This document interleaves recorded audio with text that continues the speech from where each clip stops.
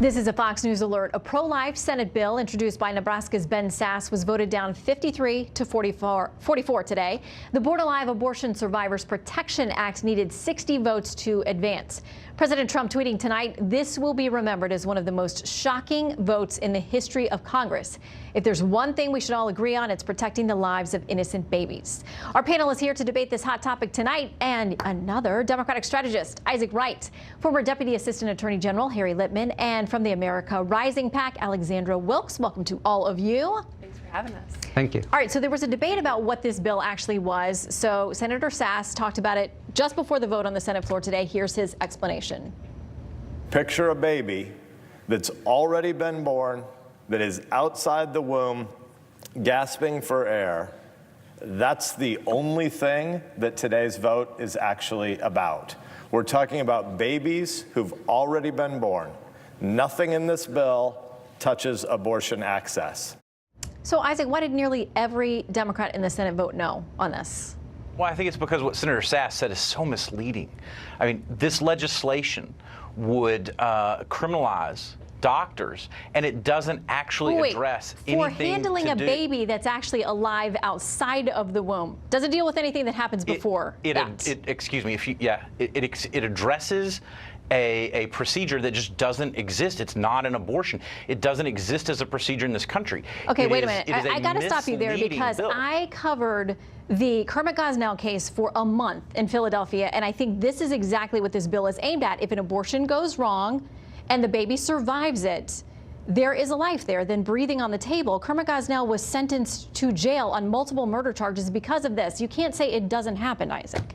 That's not, you're talking about something that is such a fraction of less than 1/10 of 100th of 1%.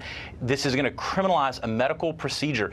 For one thing, only at 21 weeks forward, that's only 1% of the abortions performed in this country. And these are extremely rare cases that often involve extremely dangerous circumstances for mothers. This is a decision that should be left to pregnant women and their doctors and not politicians in Washington. Let me bring in some of the other panelists. Alex, we're talking about something rare, yes, by standards of overall abortions, but the Guttmacher Institute, which is not conservative, said there were more than 15,000 late-term abortions last year. This, again, is not talking about abortion. It's talking about babies born afterwards. But Planned Parenthood said, as Issac did, that's not accurate. The president of Planned Parenthood says the legislation is based on lies and a misinformation campaign aimed at shaming women and criminalizing doctors for a practice that doesn't exist in medicine or reality. Well, see, the Democrats are the ones here who are not operating in reality. They want to have their cake and eat it too when it comes to abortion. What they want is they want the public to think that they're still the party of safe, legal, and rare. What they want their base to think, though, is that they are the party of abortion on demand. And I think that these third trimester abortion bills that came up in New York State and in Virginia, now in Illinois, are exposing that reality for Americans who are now saying, wait a second, how did we get here from what the Democratic Party used to be on this issue? I think that Senator Sasse was absolutely right to introduce this bill. And I think it's absolutely despicable that the Democrats not only, didn't vote for this bill, but they also ducked ever taking a position on it because they know how extreme their positions really are. Well, here, we got new polling today from Marist that showed an interesting shift. I mean, the numbers of people in America who call themselves pro-life and pro-choice have been pretty steady for a while. But in the last month, there was a significant shift, and the biggest changes in people moving to pro-life were Democrats and young people under 45. I like that they consider that young, under 45. I think of, like teenagers in 20s, but they say those are the two groups that move themselves mostly into the pro-life category. The Marist poll director says this: the recent legal changes to late-term abortion and the debate which followed have not gone unnoticed by the general public, something Alex mentioned. There's been a significant increase in the proportion of Americans who see themselves as pro-life and an equally notable decline in those who describe themselves as pro-choice.